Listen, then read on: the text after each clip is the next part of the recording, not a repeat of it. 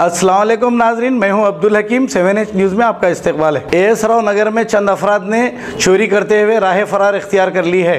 पेश है इस मामले में हमारे नुमाइंदे अकरम की ये रिपोर्ट। शहर हैदराबाद इन दिनों सारिकों का मस्कन बन गया है, जहां रोज़ाना चोरियां होने लगी हैं।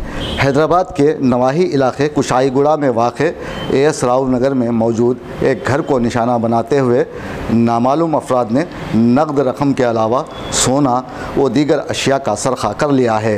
पुलिस ने कहा है कि तकरीबन 11 लाख मालियती अशिया को चुराया गया है। अब यह काम चड्डी गैंग का है या फिर बैन रियासती टोलियों का पता नहीं, लेकिन ये बात तो सच है कि आज भी चड्डी गैंग के अलावा दीगर टोलियां पुलिस की आंखों में धूल झोंक कर चोरियां करने में मसरूफ़ हैं। पुलिस ने केस दर्ज रजिस्टर करते हुए तहक़ीक़ात का आगाज़ कर दिया है।